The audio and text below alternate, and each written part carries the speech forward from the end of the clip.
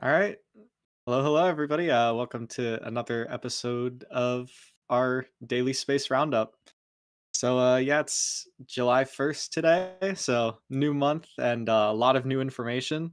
Um, so, for those who are new here, this is basically we're trying to get it to daily. Uh, Hopefully, from here on, it should be, if not daily, then like 5 days out of the week at the very most.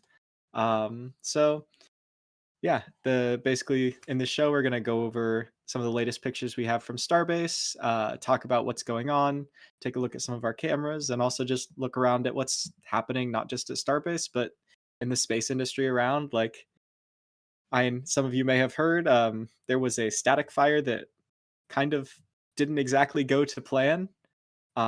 There's been a bunch of news this week, and yeah, we're just going to talk about it. So I'm the host for today. I'm Nathan. I'm a writer. I'm a script writer and researcher for What About It.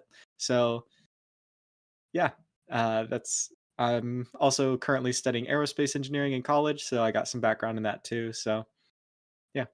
All right. Well, let's move on over to one of our first stories. So this is a story we covered last time.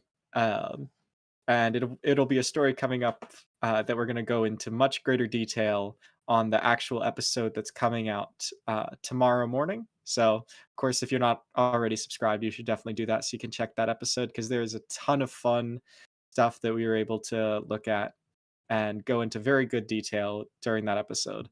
But yeah, for those who do not know about what happened, let's just take a look and let the video talk.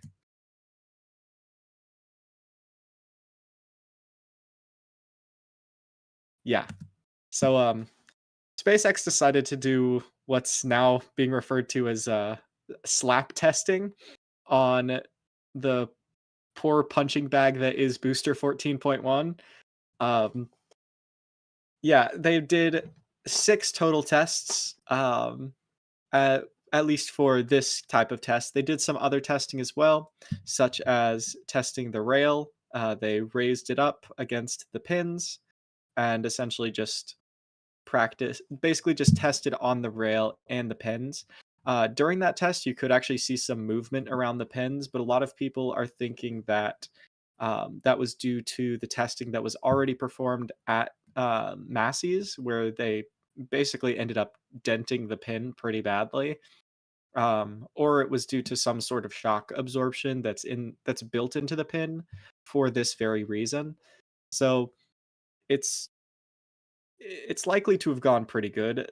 I mean, it didn't snap off, which is always a good thing.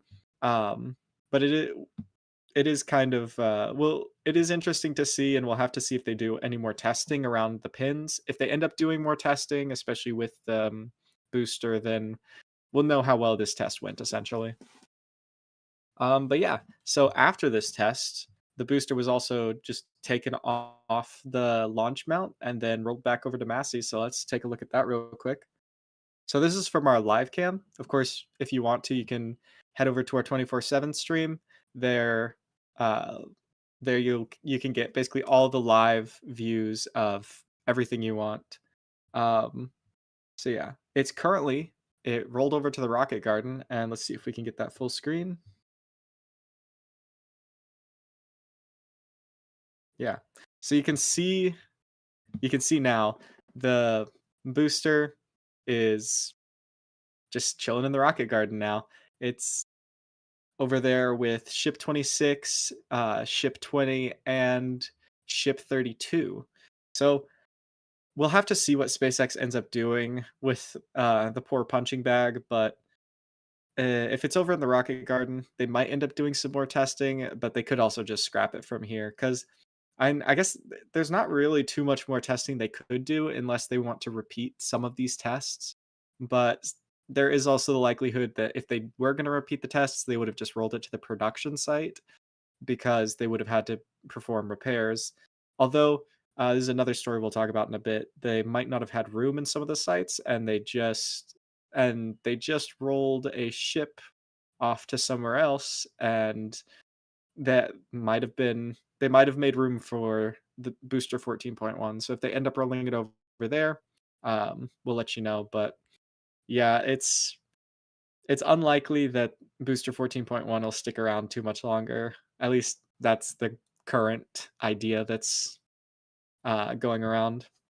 But yeah, another thing over at the Rocket Garden is Ship 32. So Ship 32's fate as of now is kind of up for debate. So we know that for Flight 6, Ship 31 is getting used. And we saw some filings from the FCC, the Federal Communications Commission, that basically states the ships for Flight 5 and Flight 6 are going to have different different ways of communicating with um, SpaceX essentially. So they'll have different communication equipment than those used on flights 4 and before. But it also says that um, ships afterwards are going to have differing communication equipment.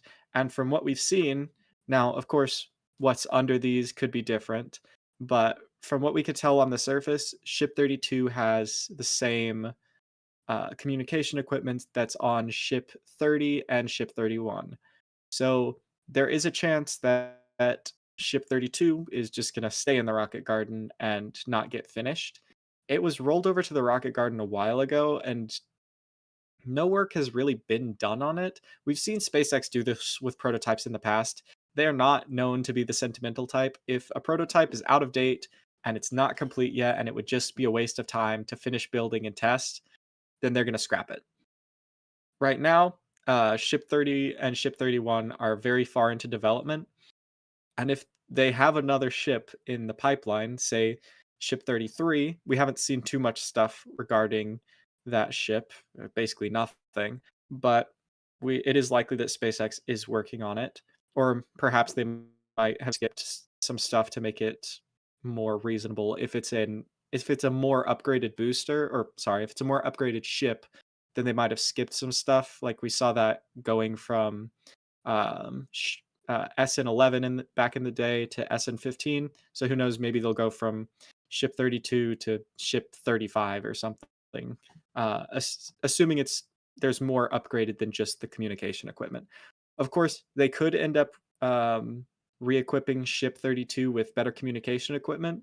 But SpaceX has been doing a lot of flights now, and the ship design has stayed almost identical from Flight 1 up to Flight 4, and it's going to be almost identical up to about Flight 6. They've changed a few things moderately, but there's not really been major redesigns. And Ship 32 was built so long ago that at least the initial construction was started and built so long ago that it could be very out of date. And after Flight 6, it might be extremely out of date. So SpaceX might just be thinking, let's scrap it. Who cares? Move on to 33, 34, 35, whichever one they want to do. So if you start seeing Ship 32 getting chopped into pieces, you know why. It's because SpaceX might just not even need it anymore. And considering they scrapped Booster 4, which I'm still sad about, should have saved it. You can actually see, you can see Booster 4 down at the we just zoomed out, so maybe you can't quite see it as well anymore. But in the Rocket Garden, you can still see the very base of Booster 4. Kind of sad that they scrapped it. I wish they had just hauled it off to a museum or something, because there's not too many early things left, especially after they scrapped Ship 15 from the high altitude flip, whatever you want to call it. Basically, the early testing days, and it was the first ship to land, and they scrapped that one too. They still have Ship 26 though. You know, they kept that one instead of scrapping that one and keeping Ship 15 or SN15. Space honestly, we could probably just call them Ship 15 and all the ones before, but yeah.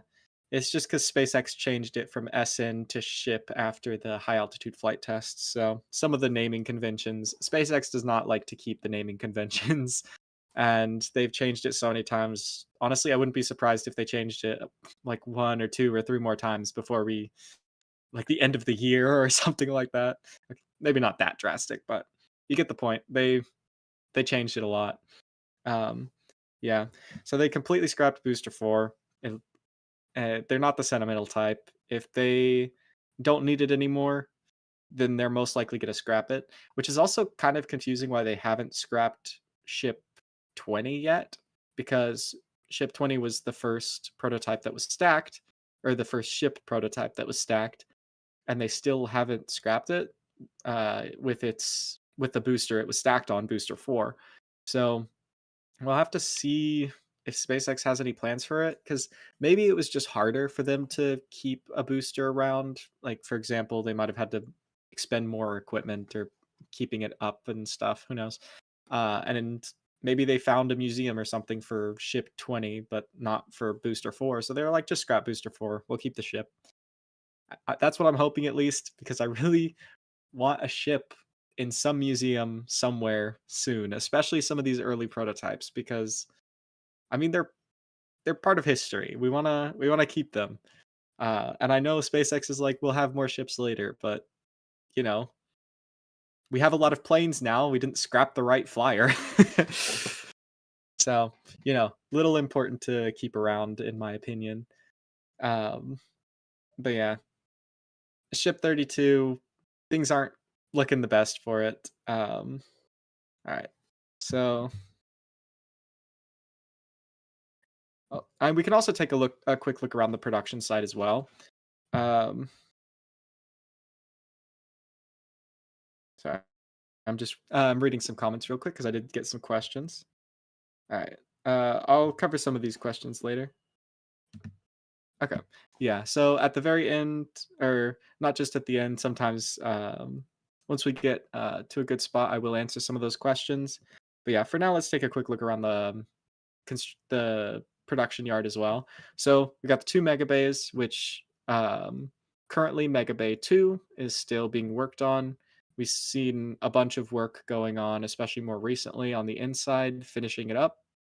Um, it's been they've been working on it for a little bit now, but it should be operational probably around the same time the Star Factory is, which isn't too long from now.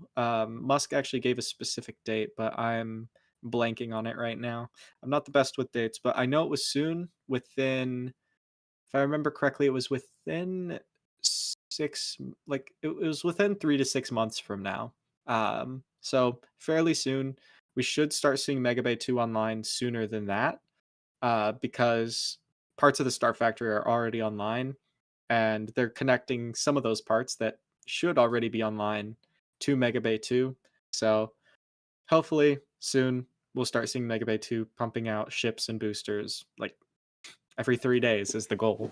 Of course, it won't just be Mega Bay 2 building them, but yeah. And of course, over in Mega Bay 1, we have no idea what's happening because they keep the door closed. We do know a few things, though. We know that they're working on a bunch of boosters in there, and we know they have boosters all the way up to Flight 7 currently under construction in there. So if they end up scrapping Ship 32 and perhaps going on to a Block 2 ship, which should be upgraded, or maybe even a Block 1.8 or 1.9 ship, because I think Musk said they're on like Block 1.7 for the ships or something. Or so the even if it's a more upgraded ship, we'll we'll get to see it fly on that booster, hopefully, and unless they scrap it. Um, and then over in the high bay, we've got some ships under construction. Well, actually, now I'm trying to think if there's more than. Yeah, I'm pretty sure. No, there's another ship in there right now. It's currently being constructed, if I remember correctly. Yeah, so there should be another ship in there, but right now we have ship 30 in the high bay, and just recently, ship 31 got on the move, and we'll move over to that just after I finish talking about ship 30, because we've seen some work done on ship 30, mainly just working on the tiles more, taking them off, putting more back on. You know the usual for ship 30, because those first tiles that they put on are the older generation. During flight 4, they found those are not the best tiles, and also during previous flights, obviously, too, because they would have known that before flight 4, or because there's no way they could have gotten those tiles done fast enough. Of course, there have also been some speculations that the tiles they're putting on Ship 30 aren't actually the V2 tiles, but really V1 tiles, and all they've done right now is add an ablative layer underneath. I'm of the opinion that these are the V2 tiles because it's likely that SpaceX has known about this problem for a while. I mean, we've seen SpaceX trying to work on these heat shields and get them to not crack every 5 seconds for so long. Essentially, basically, since they first started putting heat shields on a Starship, they've been cracking. So it would make a lot of sense if SpaceX has been hard at work trying to make stronger tiles. And if Musk is saying they've got a 2 times stronger heat shield tile, then that means it's probably one they've been working on for who knows how long, maybe a year, maybe more. Um, of course, maybe less as well, but they did know that the heat shield was going to be a problem, especially how brittle it is because it is ceramic essentially. So if you've ever held like a ceramic dinner plate, you're basically holding as close as unless you have an actual heat shield tile, which some people do. Felix has one, and I'm a little jealous, but hopefully I'll get one soon. If you hold a ceramic dinner plate, that's basically the closest you can get to holding one of those heat shield tiles. Now, the heat shield tiles are actually even lighter than that. So, kind of, if even if you have like a fairly thin dinner plate, then that should actually be closer to the weight because these are basically puffed up. They have a lot of uh, space in them. They have a lot of gaps, as well as some other materials mixed in. Um, there, there's a lot of like interesting mechanics behind it, but essentially those spaces are to keep heat from transferring. Because if you've ever held your hand over a top stove, or sorry, if you've ever held your hand over a hot stove, you know that is a lot. There's a lot less heat going onto your hand than if you were to just slap the hot stove.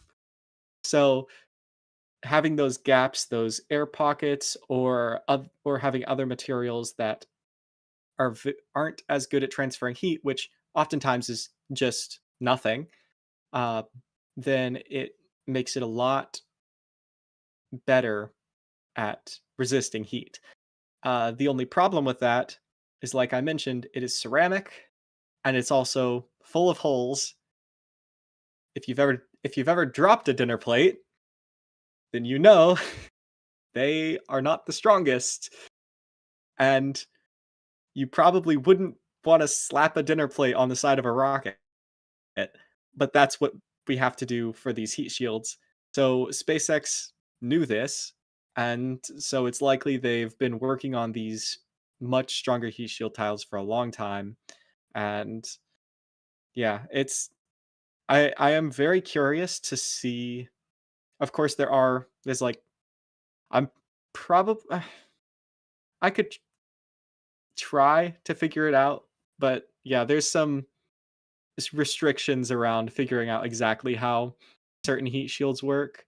And in this case, it might not we might not be able to find out just how they were able to make it 2 times stronger, mainly because ITAR and a bunch of national security things. Um, but we can speculate and we can do some research, and we're we're planning on doing that for one of the upcoming episodes soon, talking a little bit more about the heat shield and going more in depth because we've talked about how SpaceX is replacing it, but the heat shield is such an important part. Probably before or after Flight 5, we'll probably do a deep dive because we've done some deep dives before, but the heat shield is now changed quite a bit, and we're planning another deep dive into that for one of the episodes. Um, but yeah, there's a lot of information, and it's very interesting to see how much progress has been made. The It's very difficult to make these stronger because if you add more material to increase the strength, then you are decreasing its effectiveness and increasing the weight most likely. So unless they were able to find a material that is just stronger than ceramic and can fill those gaps but not transfer heat as well, then they would be able to do it, but it's difficult. So it's very impressive that SpaceX was able to do this, and even if they had started a year or more ago, it is still very impressive that they were able to get it done that quickly in considering. And I'm sure NASA has been working on trying to make the heat shield stronger as well, so the fact that SpaceX has been able to do it is pretty impressive. All right. Now I had mentioned Ship 32 before, or sorry, Ship 31, my bad. I'd mentioned Ship 31 before. It rolled from high bay 2, or not 2. It rolled from the high bay. There's only one high bay right now. Um, but it rolled from the high bay, and yeah, it's over at Masseys now.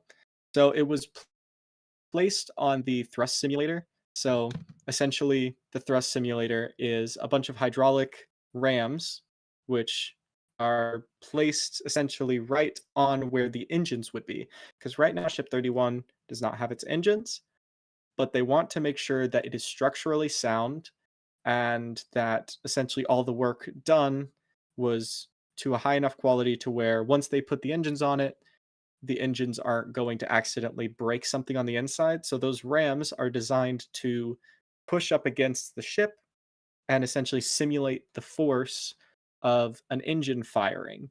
And they'll also likely fill it up with propellant, um, or nitrogen. It'll most likely be nitrogen just to simulate the um, cryogenic temperatures as well as the pressure that will be inside the vehicle, basically to test everything. And the reason they use nitrogen is to essentially provide an analog for the propellant without having a bunch of explosives. Because as we've seen in previous prototypes, um, like all the way back during the SN4 days, propellant is explosive. And yeah, SN4 ended up blowing up at one point. So having that propellant is not always the safest. And so avoiding that at as much as you can is a pretty good idea. Um, I was going to mention something else here. Oh, yeah. You can see as well, they've got the um, new can crusher. We're still trying to figure out what's going on there. We know it's going to get taller, and it has we were able to spot essentially what are hooks. They're hard to describe, but in the can crusher, essentially on each ring, where the ring section um, meets the vertical pillar, essentially, um, there is a spot for what are essentially hooks, which are likely going to attach to the whatever is getting tested in there. Um, we'll have to see what they end up using it for. Some people believe it's a can crusher for a booster. Others think it might be like another version of the nose cone cage, which you can see just behind the can crusher 2.0, which was used on a previous test nose cone to simulate the force of reentry because SpaceX wasn't sure if their design was going to be able, excuse me, was going to be able, specifically the pressure and the force of reentry, because a lot of people think about heat for reentry, but another problem with reentry is it's hitting the atmosphere going 20 times faster than a bullet. And yes, the atmosphere heats up, but it's also pressing up against the ship with immense amounts of force. It's experiencing very high Gs, um, and it's experiencing just a lot of force, and they wanted to make sure that if, say, the top is getting pushed up more, that it's not just going to snap off and fly away, because that is not good. Having your ship snap in half is not a good time. It's not fun, unless it's just your fin melting in Ship 29's case, because I guess that's fine. Missing half a fin, who cares? um, but yeah, so Ship 31 has also been at Masseys before. This is not its first time, and you can actually see a man lift uh, working on Ship 31 right now. Basically, right where that man lift was, Ship 31 had a bit of a problem. That where this is where it gained its name, Sparky, because if some of you may remember, about a month ago, I believe it was a little over a month ago or a little under. So yeah, right around a month ago, Ship 31 was at Masseys, and a pipe ended up bending and basically pushed over and broke some electrical wiring as well, which led to an electrical fire. And yeah, that's where it got the name Sparky, because it just started sparking fairly uncontrollably. So this is not its first time here. Hopefully, nothing like that happens again. And uh, this should be a successful. Like, this should be a very routine test. That was pretty interesting, and I'm sure SpaceX learned from that lesson. And it is a valuable lesson to learn. I mean, they also used that information to check on Ship 30 as well, because they had actually destacked Ship 30 at one point to check the section where Ship 31 had malfunctioned, because Ship 30 likely had the same error, and had that happened on launch, that would not have been a fun time. So, yeah. All right, now that's basically it for Masseys. There hasn't been too much work at Masseys over the past couple weeks, really, because it seems like crews have been more focused on Ship 30 or the launch site. But now that Ship 31 is there, there will likely be some more work done at Masseys, and we should see the Can Crusher 2.0 grow another section, because during our flyover, we were able to spot the sections for another um, ring, essentially. And also, just a reminder to everybody, if the all the videos we're using right now are from our 24/7 live stream, so if you want to check those out, be sure to head over there after this, and you'll get basically all these amazing views that we have at Starbase whenever you want them. We also just relaunched it in 4K. So before it was just, I believe, 1080. So much higher quality. And we've got our cameras and camera operators always trying to find the best things possible to get to y'all. And of course, be sure to press that like button so you can find more space content, because when you press the like button, it basically tells the algorithm, hey, I like space stuff. So it'll show you more space stuff. And also, if you haven't already, be sure to subscribe to the channel. And if you want the latest photos that we get, basically the moment we get them, then be sure to become a channel member or sign up to our Patreon, because as soon as we get the photos, you get the photos. And during these space roundups, of course, we do go over the photos, but oftentimes those are actually the photos from the day before. So if you want those photos the day they come out, then be sure to do that. All right. Yeah, let's head on over to the production yard now. And if you look on your screen, you can see that it looks a little different. Um, yeah, so you might not even recognize it because it looks so different, but that is actually the orbital tank farm. Um, so for those who, I guess, don't remember, which now you can actually say, hey, there was a time when this was there. But yeah, essentially, the vertical tanks are no more. These were originally designed to be the main solution to storing fuel at Starbase. and they were designed to be the only solution. And basically, they sucked. They sucked horribly, and they ended up getting completely destroyed. Well, not completely. They survived a little bit, but they needed a lot of repairs after Flight 1 and Flight 2 and Flight 3 and Flight 4. So, yeah, they weren't exactly the best idea. Having giant vertical tanks right next to a launch pad, not the best idea. Um, they also took forever to make because SpaceX, they were all custom tanks made by SpaceX. And fortunately, after Flight 1, they realized maybe this was not a good idea. So they just started ripping them out. And it took a little bit. We've discussed it quite a few times in quite a few episodes. Basically, just saying they took a shell off, they took a tank off, and they had to do that 8 times. But just in the last week to week and a half, SpaceX just flew through these tanks. The last three liquid oxygen tanks, they had been left after flight.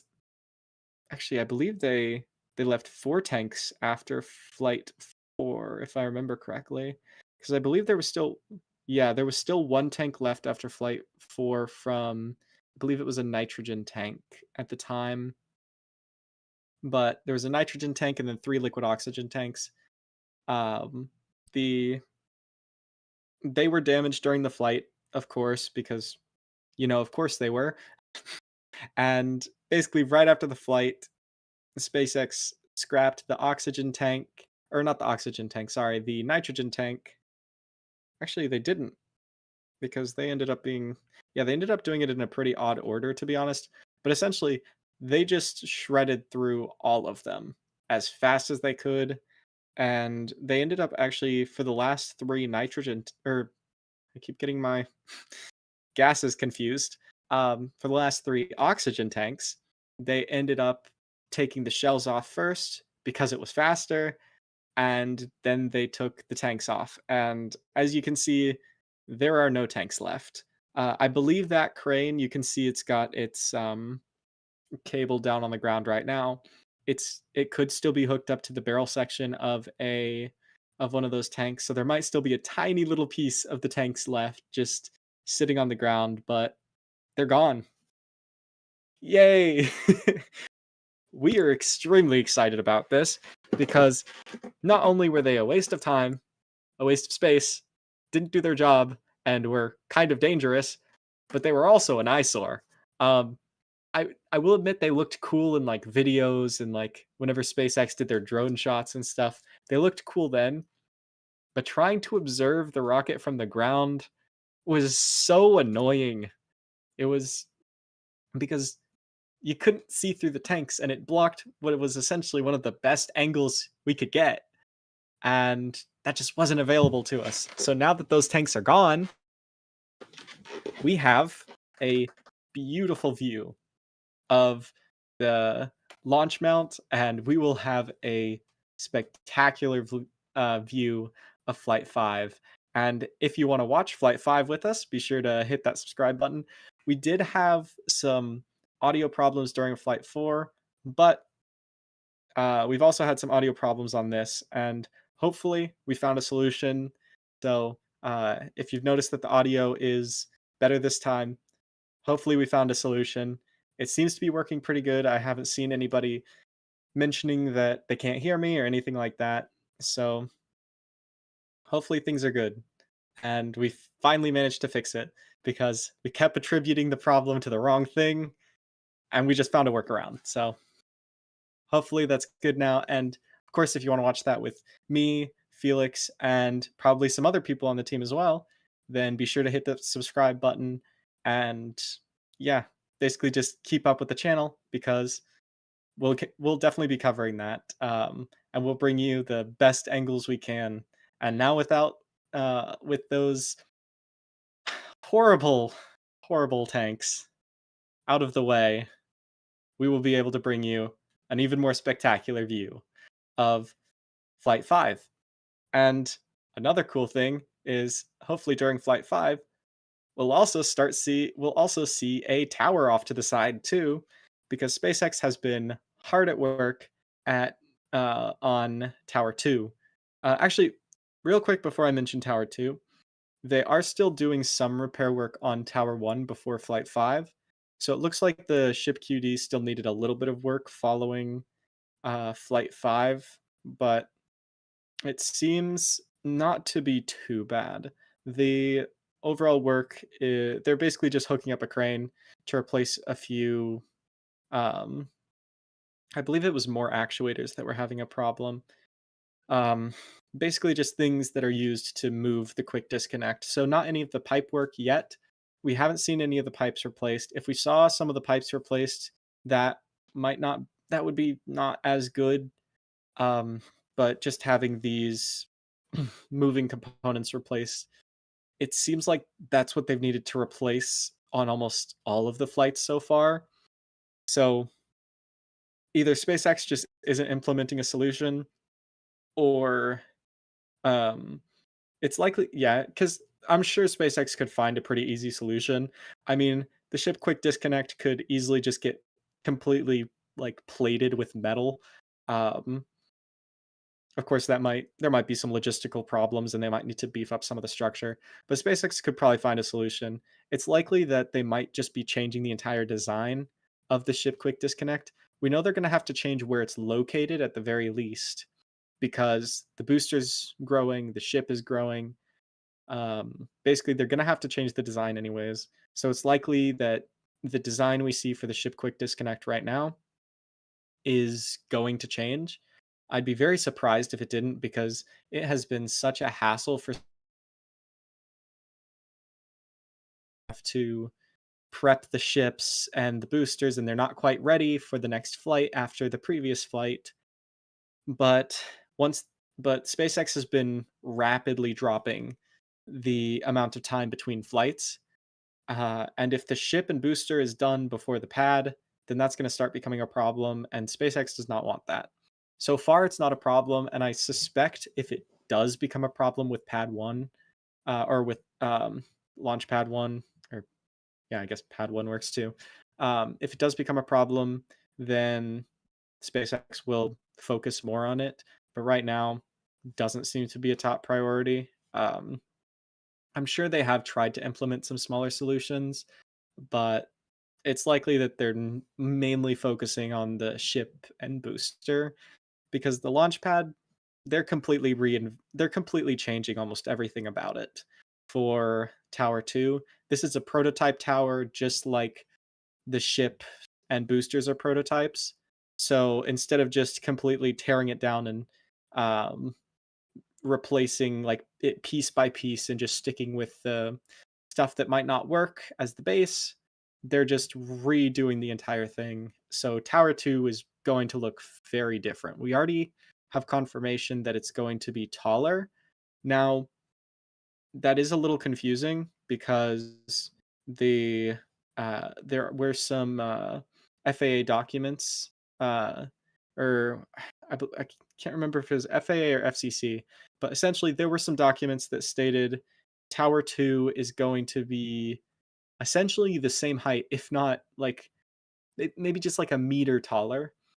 So nothing in comparison to the overall height. Um, which is was a little confusing whenever Musk said that it was going to be taller, because we were all assuming it was going to be the same height. Of course, you can change documents, you can amend them and edit them and get some updates. Like, plans change all the time.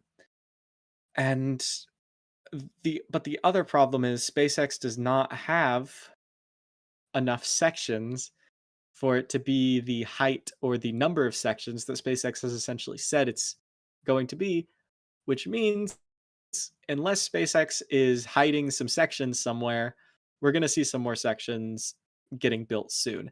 And it's possible. So we were able to catch this on one of our flyovers, but we didn't manage to fit it into an episode just yet. But we'll talk about it on the upcoming episode because we were able to fit it in there.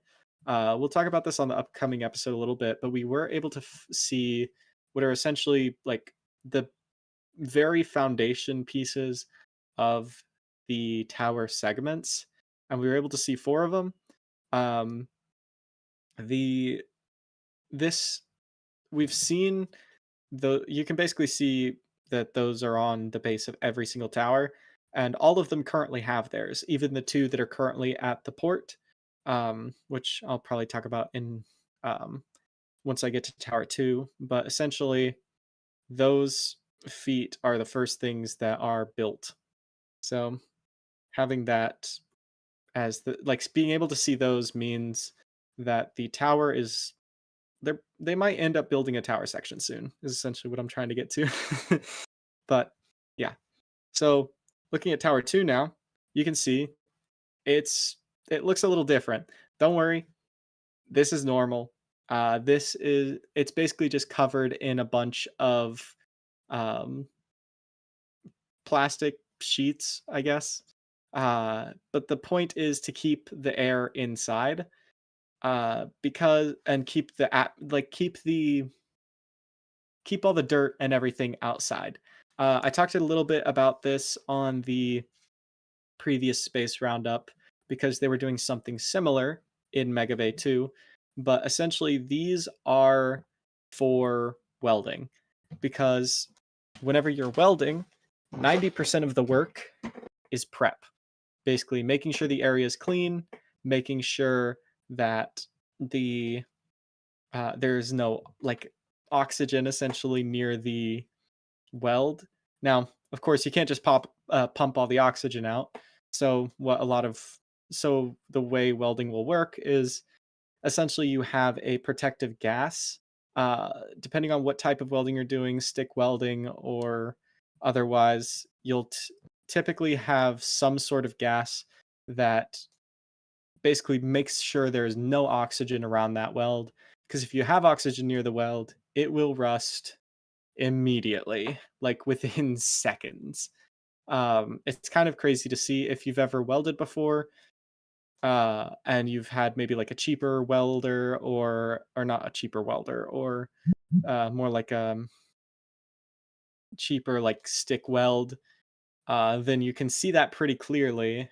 Um, because it will just rust immediately. So that those sheets are basically because they are welding a lot of those metal sections together. So the base of tower 2 is essentially made of metal and they fill it with concrete so that it's very sturdy and it's can withstand the force of launch. Tower 1 was basically the the reverse. It was made of concrete and then they slapped some metal on the outside later. So they changed the design for the base, but they need to weld those sections together as well as do some welding on a few other things. So that's why it looks different. So nothing to worry about. You can also see we've got an auger drilling off to the side. The it's basically been piling for a little bit now. We believe that that's actually the piling work that's going to be done for the launch mount.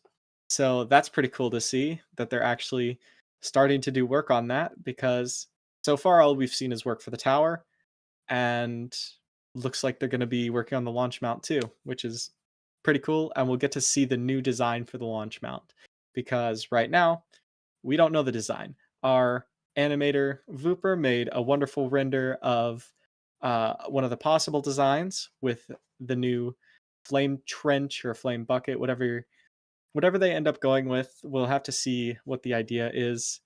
But essentially, whatever they're going to build there is going to be heavy.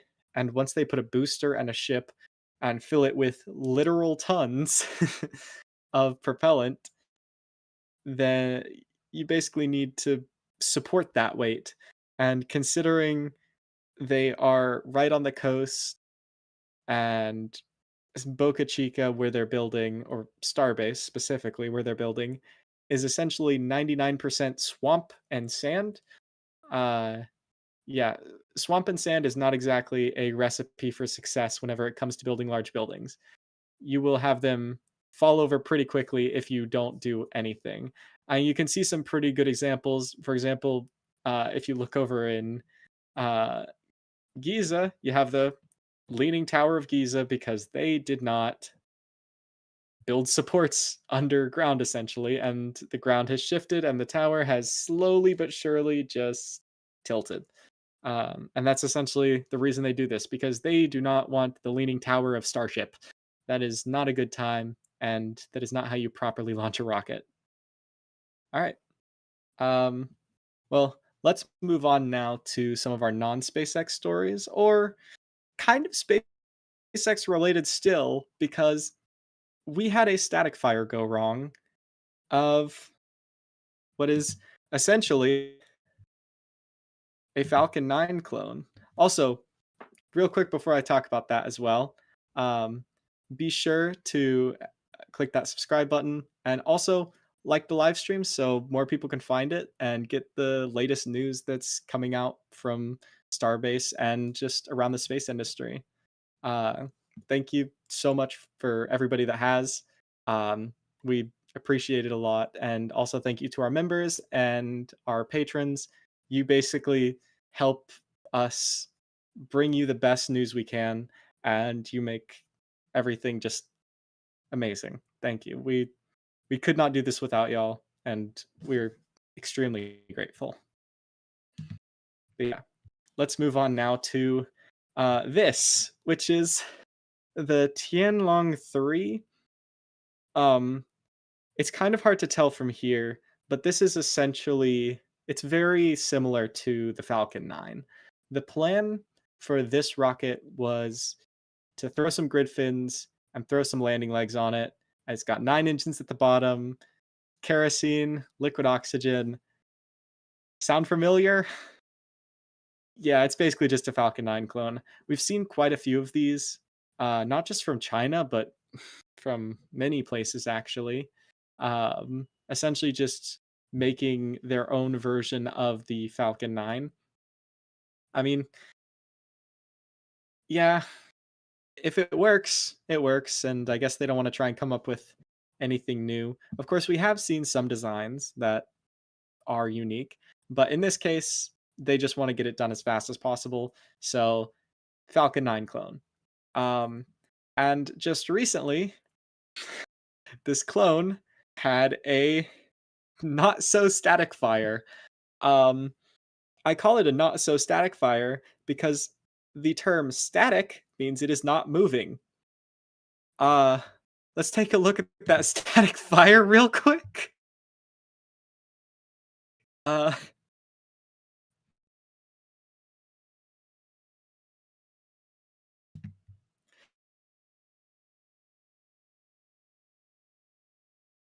yeah.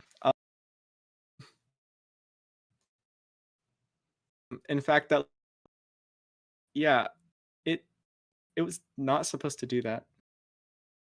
Oh, sounds like we are actually having a little bit of audio problems.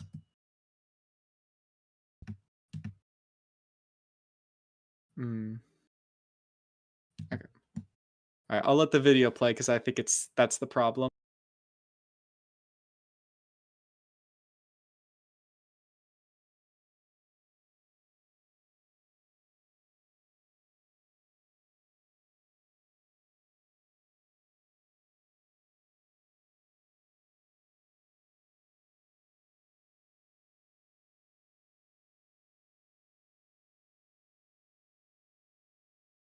Yeah.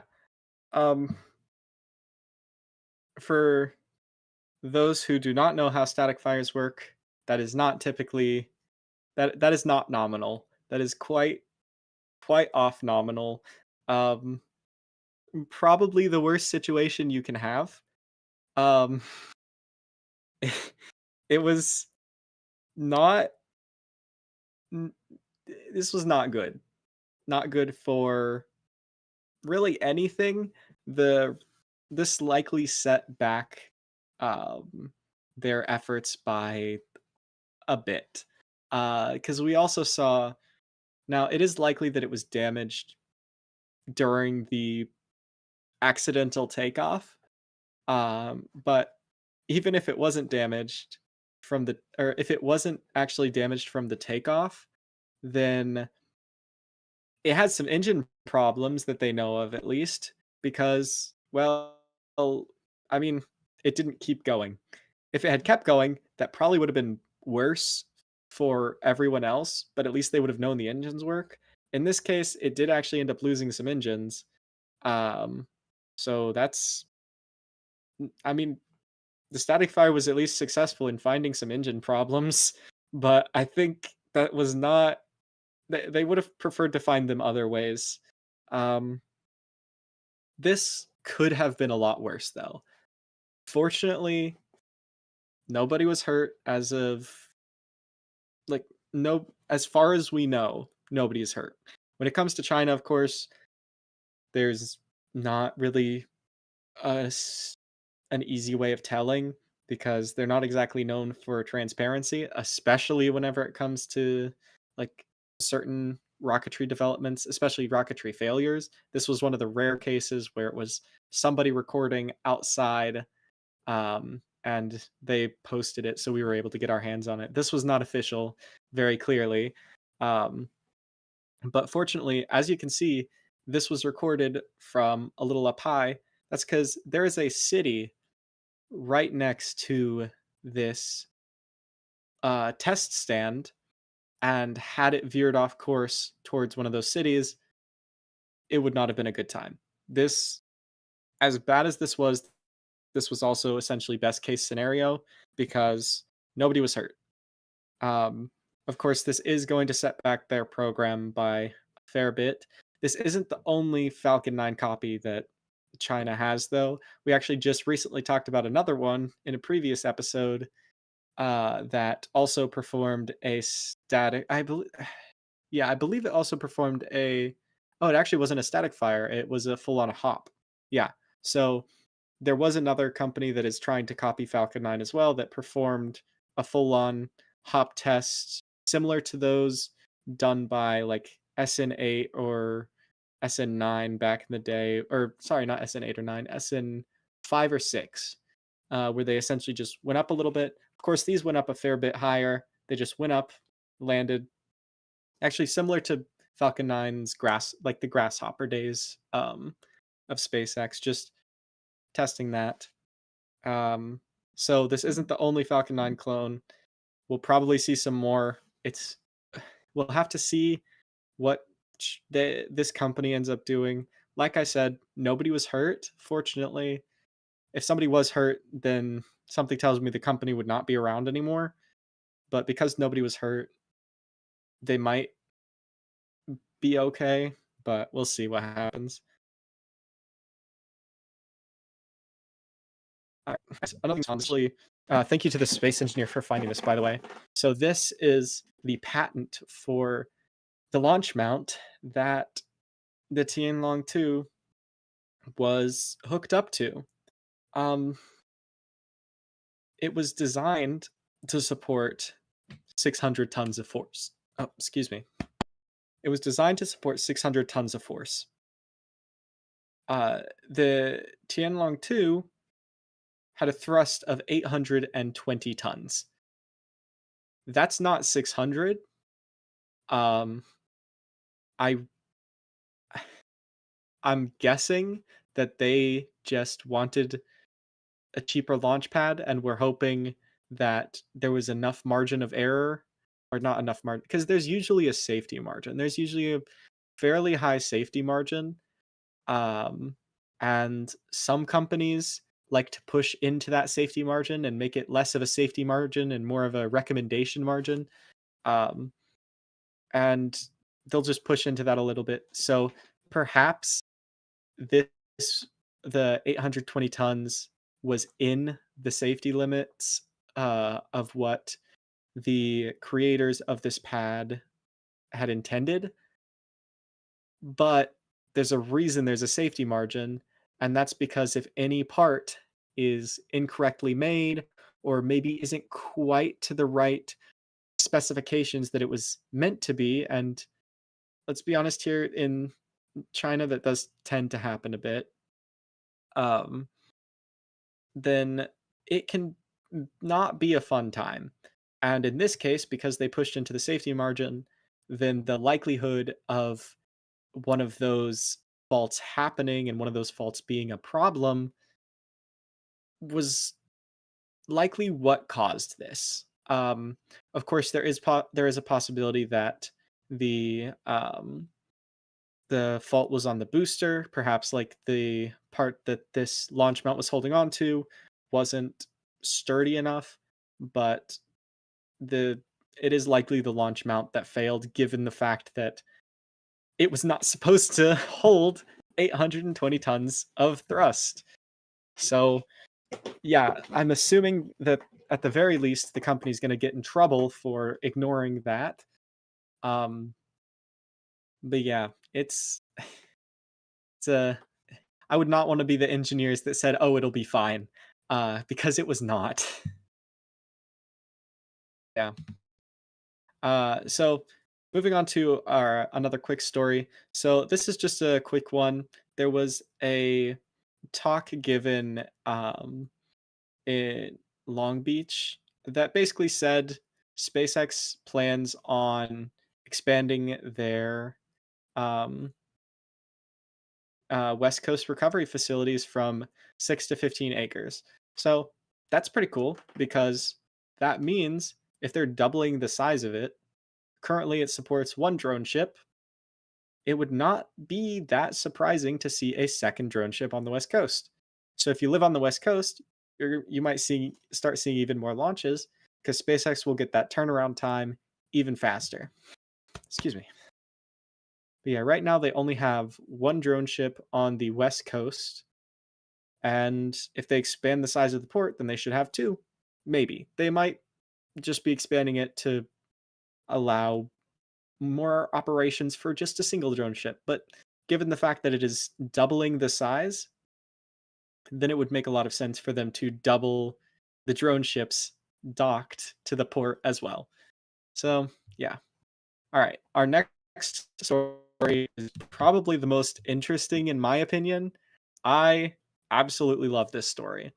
So, this is a space story regarding essentially the building blocks of life being found in being found to have been around since the early solar system. So let me explain a little bit. The so some of you might remember NASA had the OSIRIS-REx mission, which flew out. You can yeah, it's an acronym for this. Yeah, they really, really wanted to make the acronym work. I mean, they what does security have to do with it? Yeah, they just really wanted the acronym. I'll give it to them. It's a fun acronym. But essentially, it flew out to the asteroid Ryugu um, a few years ago, and it essentially collected samples from the surface. It was extremely successful in that mission. It brought back over twice the amount that they had planned, and it was literally overflowing. They had collected so much sample material that they couldn't properly close the sample container, which, you know, I'd say that's a pretty good problem to have. And fortunately, the mission from there went extremely successfully. The uh, Osiris Rex came back to Earth, dropped the sample off, and just not too long ago, I'm trying to remember the exact date. Um, but yeah, just very recently, I believe it was late 2023, if I'm remembering correctly. But yeah, within the last like 6 months or so, it was able to drop the samples off here on Earth, and scientists have been able to take a look at those samples, and you can see here some of the uh, photos that scientists were able to take of the samples. These are um, basically just straight from the asteroid, and they're predicted to be about 4.3 billion years old. So essentially, from the very start of our solar system, um, it's pretty cool to see. Like, these are essentially pristine samples. They haven't been contaminated. They haven't been touched, they haven't even been exposed to atmosphere, um, because the process NASA went through to get them. And so, and since they're not meteorites, because a lot of things are burned off whenever a asteroid or a small meteorite enters um, the atmosphere because it's going fast. I mean, a lot of it melts. I mean, we saw essentially the flap of Starship become a meteorite as it just melted away. Um, so a lot of the material is lost and a lot of it's contaminated. So getting these samples is extremely important. And the things that scientists were able to find are incredible, essentially. They were able to um, find, forgetting the actual name of the, okay, yeah, magnesium sodium phosphates. So these phosphates are extremely, um, it's basically extremely interesting that they were able to find these because the amount that they found was a lot. So on Earth, and as far as we know, one of the like the only way to really make these, and the only like natural way to make these, is essentially under a lot of water and a lot of like pressure from water, which points to um Bennu, the asteroid. I think I had said Ryugu earlier. That's sorry. I meant the asteroid Bennu.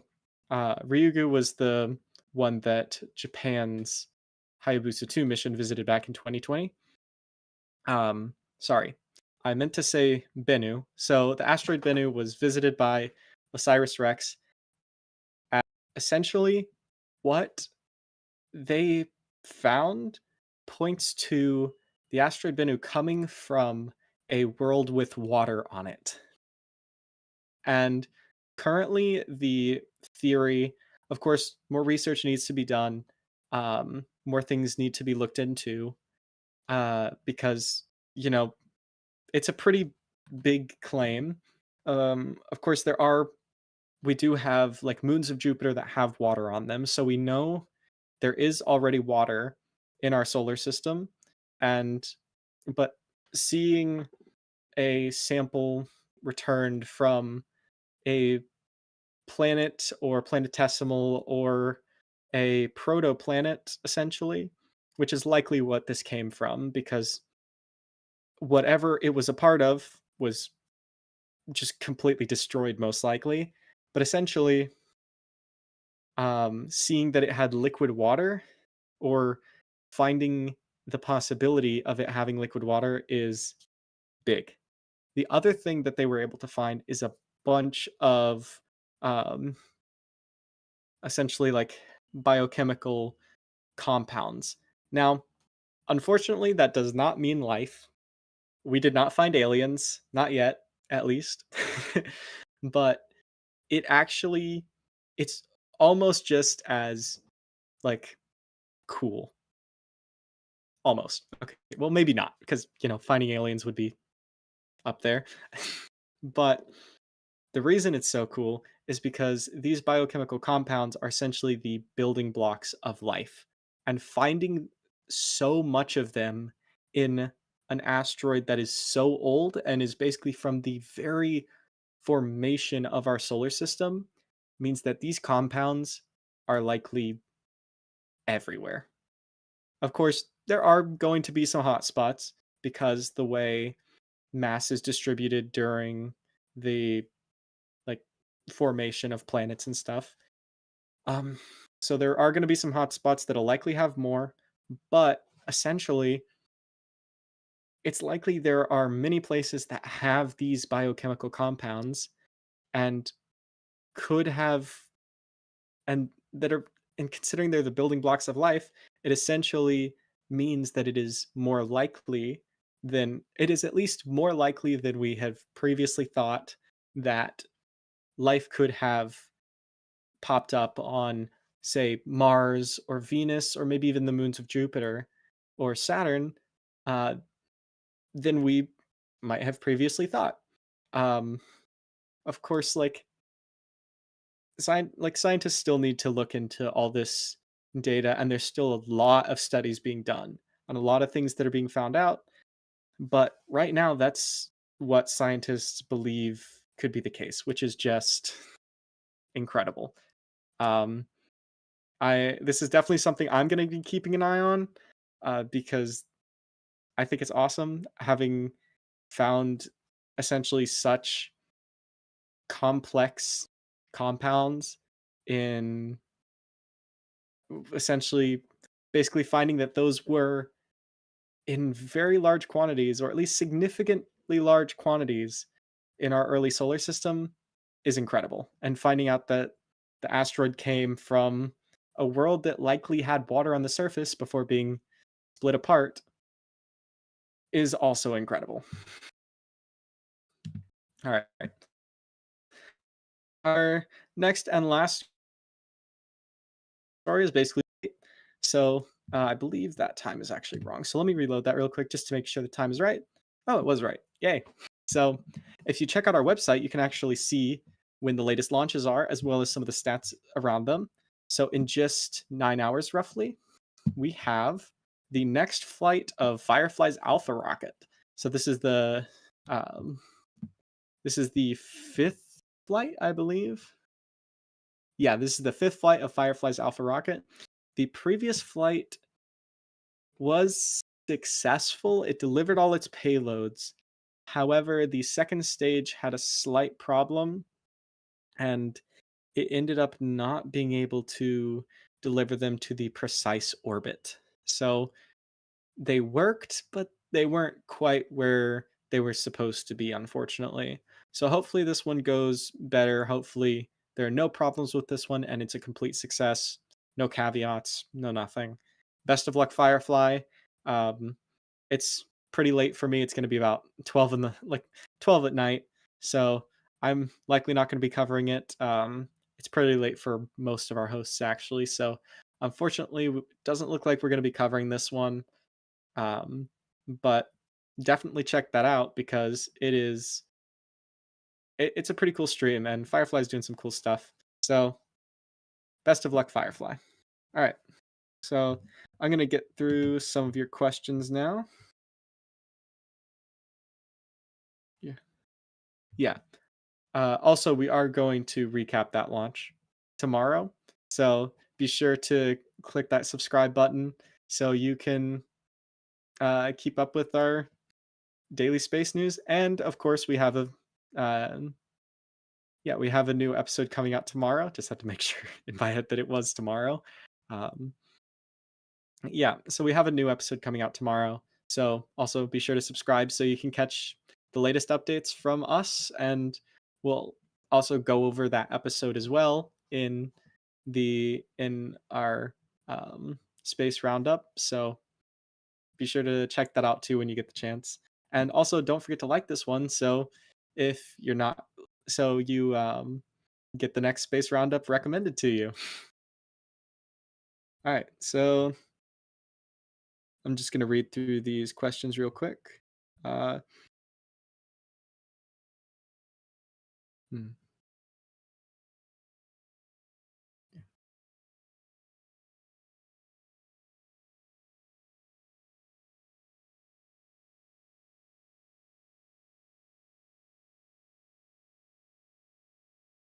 So I got a question of essentially, is it confirmed that they are doing a flame trench?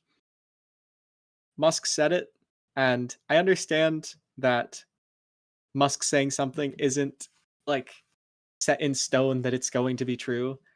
But given the fact that he is the CEO of SpaceX and these things um, need to be designed and engineered way ahead of time, then the fact that he said it like basically right around flight 4 and, and he said that they're redesigning the entire pad, excuse me, that they're redesigning the entire pad essentially means it's a guarantee it is going to have some sort of flame trench. Um, Now, of course, there are some things that Musk can say that you take with a grain of salt, like, timelines. If Musk ever says anything like hey, this is going to happen next week. It's going to happen 3 weeks from then. Uh, so there are some things you should take with a grain of salt, but whenever it comes to uh, what they're going to plan, like some people thought he might have been crazy whenever he said they're going to catch a ship or booster with giant mechanical arms on the launch tower. I He basically only said a little bit about that at first, and everybody was like, "No, they're not. There's no way they're doing that." Ow. Yeah. They're doing that. So it is it it's basically a guarantee that there will be a flame trench, unless like Musk could have accidentally misspoken, but that's unlikely. He's usually pretty good at doing that, and if he does, he'll correct himself like 99% of the time. Um, so, is it true that a launch tower is being constructed in Cape Canaveral? Actually, we have a launch tower in Cape Canaveral already. We just don't have a launch mount. So the tower is built. It was built actually not very long after Tower 1 was built. It's uh I live in Florida, so like anytime there's news about Starship coming to the Cape, I get super excited because I'm like, "Yay, I don't have to drive to Texas to see it." And then they'll like start doing something and then they'll just stop for a year or they'll go backwards. Like during the early Starship program, they had two teams working on Starship prototypes, one here in the Cape and one in Boca Chica. They scrapped everything that was going on at the Cape and went to Boca Chica. They built a tower here. They were building a launch mount, stopped, tore down all the legs, and focused on Boca Chica. We have seen very little work being done at the Cape as of yet. Of course, some of this is due to paperwork. Of course, there was a story just recently where Blue Origin and ULA essentially complained to the um, FAA that SpaceX was going to hog all the time if they flew Starship so often. So, paperwork like that slows stuff down at the Cape. Having to go through all that stuff takes time, and working in Boca Chica, there's no other launch providers around, so no one to complain. The only thing that they need to worry about there is essentially wildlife. So, yeah, there was also an FAA filing stating they were going to build a second tower at the Cape, and this one would actually only be a catch tower. It specifically said it in the document that it would be a catch tower. So it is they are going to be building a second one. Now, my theory is that they couldn't get approval in time for a second pad, so they're just like, let's build the tower now because we'll get a second pad later. That's my theory. That sounds like something SpaceX would do because having a catch-only tower, in my opinion, makes very little sense, especially since they're going to try and catch the booster on this next flight with the only tower they have. So it wouldn't make much sense, in my opinion, if they did that. Um, Specifically as a catch-only tower. But yes, to answer the question in a very roundabout way, they have a tower at the Cape. They're going to be building a second one, and hopefully they should be rebuilding the launch pad soon. I'm assuming they're going to finish the construction here at Boca Chica first before, and test it here at Boca Chica first before committing to building that launch pad at the Cape, because Cape requires a lot more paperwork, and I mean, they don't want to just half build it, realize it's crap, and then tear it down again like they have already done. Okay.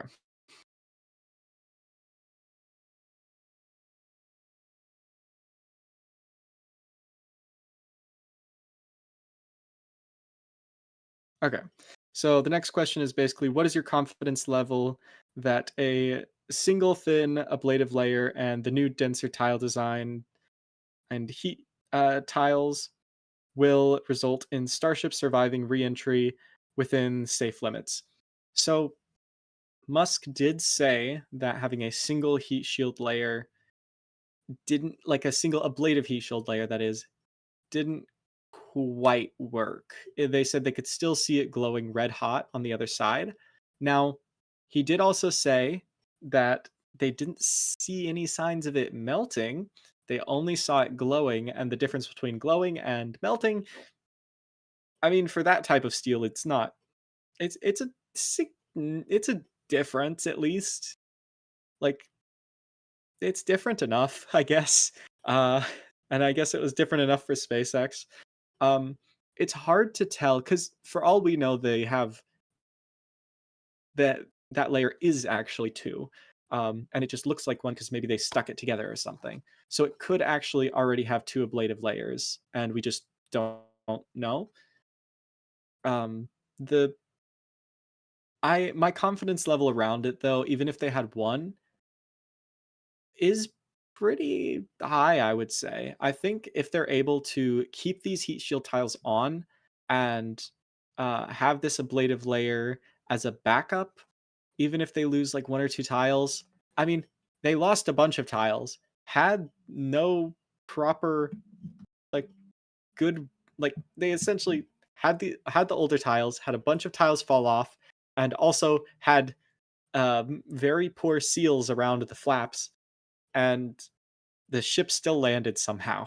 So, considering they're upgrading the flaps, adding a stronger layer underneath, I'd say they've got a good chance of making it much better this time. Of course, maybe not within the safe limits particularly, but better at least. All right, next up. Yeah. All Okay. So I just heard from the back end that stainless steel will actually start glowing at around 900 Fahrenheit and will melt at what was that again? 2500? Yeah, okay. Yeah. And it'll start melting at 2500. So about 1500 Celsius, which is significantly more. So if SpaceX is able to keep it at just glowing, I mean, you wouldn't want to touch it. Like that wouldn't be fun, but it would be okay at least. It's not falling apart. Like having that ablative is only designed as a absolute backup. Everything else failed. Oh no. And if it can keep the ship together till landing, that's all it's supposed to do. So say within safe limits, it's I'd say pretty confident, like 70 to 80% that it'll work now. At least to a reasonable extent. Maybe not for people. I don't know if I would trust it personally. um, I would be a little scared, but for now, for cargo only, it should be enough, and I'm pretty confident about that. All right. So next up, predictions on Tower 2 completion date. AKA, will they build before or after um, the filed target completion date? Um, so honestly, it's hard to tell. Uh, I think I I think they're probably somewhat good. I feel like they're gonna get it around the target completion date. Because at least even if Musk is a little optimistic, whenever it comes to like building stuff, he's usually pretty spot on. He seems to be much less optimistic timeline wise whenever it comes to civil engineering, which is kind of funny. And I think oftentimes he'll just, yeah, he just puts all the optimism into the rockets themselves and not the civil engineering, I guess. So at least whenever it comes to that, and it also wasn't really Musk filing that; it was his team of engineers. So they're probably more likely. It might be a bit after, but we'll have to see. Of course, it is also a question of are they going to build another section? Because if they need to build another section, then they need to get on that now, or else it's not going to be done anytime soon, and that would not be good. and it might end up pushing the date back. So if they're going to make the tower taller, like Musk stated, then they need to do that now because time's ticking. They can build the tower sections pretty fast. We've seen them build tower sections very fast. They've got experience with it. They've built 3 towers already, essentially, section wise, not stacking wise. Um, so they have the experience. They've made lots of sections. So they should be able to get it done fairly quickly, especially considering they don't have to wait for like concrete to um, cure or anything like that whenever it comes to welding pieces together. They just need to, produce them. So I'd say I'm fairly confident that they're going to get it. And if they are going to make it taller, I'm confident that they'll get it on time if they start building that next section like now. And we've seen possible pieces of that next section, which means SpaceX might be getting on that soon. Hopefully, they do. Like, when I say soon, I mean like within the next week and a half to like 2 weeks.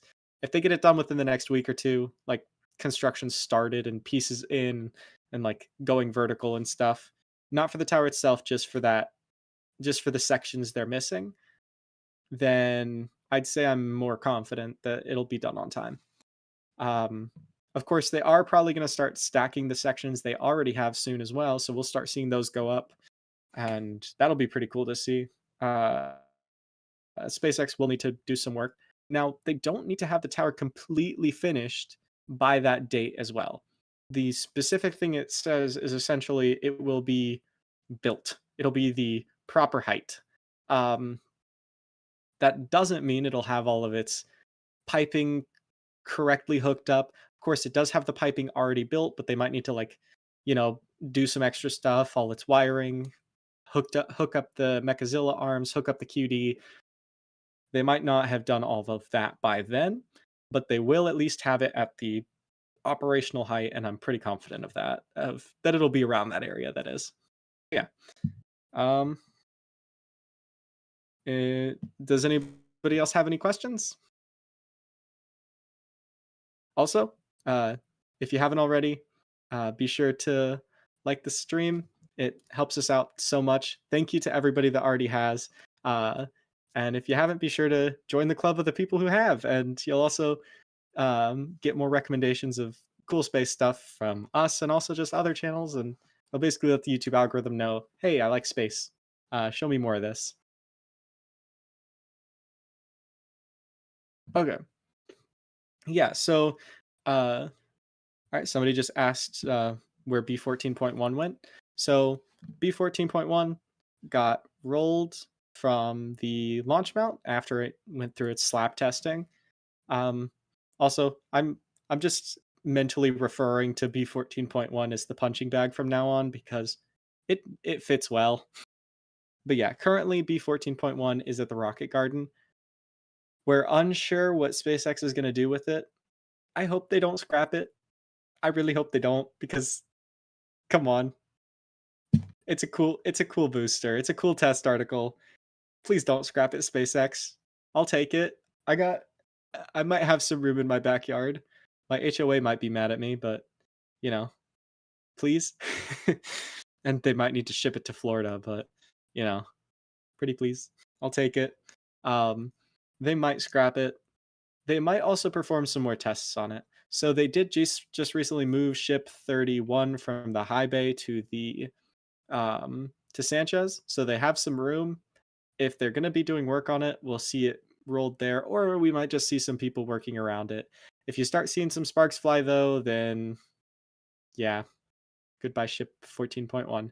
But yes, to answer the question, currently at the Rocket Garden, sitting there with ship 26, ship 20, and ship 32, um, all of which have a fairly high likelihood of getting scrapped.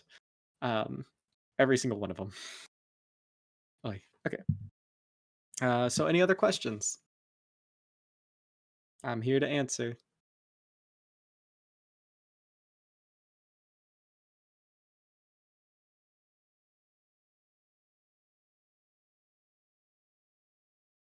Oy.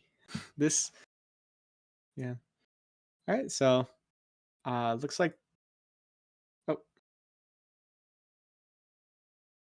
so I had somebody ask if ship 30 will redo a static fire. Um I'm trying to think. If I remember correctly, it did have one of its engines swapped. I might be wrong about that, but I do believe it had one of the engines swapped. If they've already tested all of them, they might end up redoing the static fire for the engine that was swapped. I'll need to check to see because they might have already done the static fire and I'm forgetting about it. But as far as I remember, they did swap an engine. So usually when they swap an engine, they do a static fire too. They're not just gonna launch it. Um, but I wouldn't expect the full engine static fire. I would expect the single engine just to make sure it works. But right now they're focused on the heat shield tiles. Of course, who knows? They might want to just static fire it to see if the heat shield tiles get shaken off. But there are other ways of doing that, like workers going around with suction cups trying to pull them off. Um, so they'll likely do a small static fire. Yeah. All right. Uh, okay. Um, so people are asking when the next launch is. So Musk stated just after flight 4 that it was 60 days till that it was no more than 60 days till launch. Now Musk is optimistic, obviously. Um, he gave the timeline of 30 to 60 days. Like 30 being the earliest. It has almost been 30 days. We haven't seen much activity from booster 12, which is Flight 4's booster, if I'm remembering correctly. Yeah, booster 12. I get the numbers mixed up sometimes, but essentially we haven't seen much activity from it. Of course, SpaceX has the door closed, so we don't know. Ship 30, we've seen a ton of activity because fortunately they keep the door open for us. Woohoo! Um, Actually, does the high bay even have a door? Actually, yeah, now that I think about it, the high bay doesn't even have a door as far as I remember. Okay, hopefully they never put a door on the high bay because it's very interesting to see. Essentially, SpaceX is ripping the heat shield off, putting it back on. Um, so depending on how long that takes, might be a little bit, but I'd say this is one of Musk's more accurate estimates, in my opinion. So I would actually, because they've been dropping the frequency between launches. The last launch was just it was basically right around 3 months. Flight 4 was about 3 months after flight um, 3, and they've been dropping that cadence because the flight 3 was about like 5 months after flight um 2, and then flight 2 was like 10 months after flight 1. They've been dropping the cadence very quickly between flights. So 2 months between flight 4 and flight 5, I would say is actually one of Musk's more accurate estimates, especially cuz that tracks with how fast they've been reducing the speed, and it also tracks with the work they've done and the work they still need to do. So I would say like late next month to like early, so late August. Wait, would it be this month? Okay, so we're in July now. So it's eh, I'm still in I'm still forgetting what month we're in. Um so it should be like late this month to like early to mid next month. So I would say definitely by September though. At the I'm almost 100% confident unless something very drastic goes wrong, like a ship or booster blows up, or they find some very bad like thing on one of them, that they will have this rocket launched off the pad, flying through space, re-entering all that stuff. Maybe even have a booster back on back on the ground. Who knows? Um, I'm very confident of that before September. So September at like late late August at like the latest, in my opinion. Um, so yeah. All right.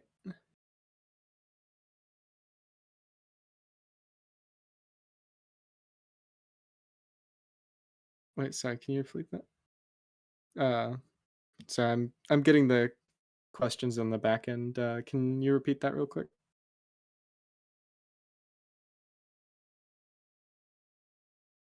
Oh, okay. So somebody was asking if the cameras are controllable. So we can actually control the cameras here on the back end. So we actually have our camera operator, Jonathan. He's on the back end right now, also talking with me. So, and if you want the cameras pointed anywhere, oftentimes the people operating the cameras are also in the chat of the 24/7 live stream. So if you're ever curious about, hey, what's going on here? Hey, I haven't seen the launch pad in a little bit. I can't find any good views of Masseys. Just go into our 24/7 chat, uh, say, hey, can you point the camera here? If our camera operator is checking it out, they'll likely be in the chat too. Or we have multiple camera operators. Our camera, one of Captain Fish, he's usually in our 24/7 chat. He's around a lot of the time. So there's a bunch of people who can just move the cameras. And if you ever want to see a specific view, just send it in the chat and we'll essentially point the cameras over there and get you the best view we can. Um, so yeah, and of course, after the stream, be sure to check out our 24/7 stream. We just restarted it in 4K because it wasn't in 4K before, and now we've got a 4K live stream from Starbase, and we can get the latest and greatest videos from there. And of course, the if you want the latest and greatest photos from essentially as close as you can get, the highest quality photos, because our photographer John does an amazing job. Um, be sure to become a channel member or a Patreon because you will get those photos as soon as they come out. Also, don't forget to check out our merch store. We've got a bunch of stuff. We've got some stuff related to Flight 4 that was released. I thought it was awesome. It's got a nice honey badger on it. Um, uh, our um, our merch designer does an amazing job. So be sure to check that out as well. See if you find some nice designs. Um, I, yeah, um, believe that should be everything. Um, yeah. Oh, also don't forget to check out our website.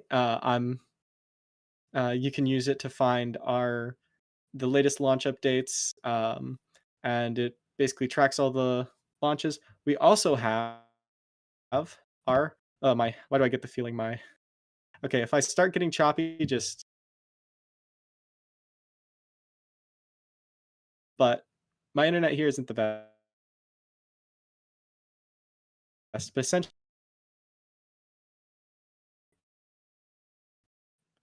hmm, I was going to pull it up, but my Wi-Fi here is not the best, and my internet does not like that. So um, essentially what I'm trying to get to is we have our multi-stream, which essentially takes a bunch of different streams, puts them all in one place so you can view everything that's happening at Starbase all at once. So if there's a big event happening, you can hop in there and get it from all the angles you want. It's a great feature, so be sure to check out our website, whataboutit.space, and you can find all of that. Currently, we're also working on some articles because we've been trying to get some articles on the website for a while, but unfortunately, we haven't had anybody to do it. I'm actually going to start writing for the website as well. So, um, if you like what you see in the episodes, of course, you can read it in some of the episodes in article form, as well as maybe some of the stories we couldn't cover in the episodes because we only have a limited time in the episodes, and there are some stories we just can't get to that, like, for example, I might want to cover, but there was a launch or something like that, so I wasn't able to. Um, And now we have a way to get that to you. So yeah, be sure to check that out, and we'll be updating it more and more from into the future. And yeah, don't forget to like, subscribe. Um, yeah, I hope everybody has an amazing afternoon, evening, night, whatever time it is for you. Hope you have a good time. Thanks for stopping by, and I'll see y'all tomorrow. Um, yeah, see ya.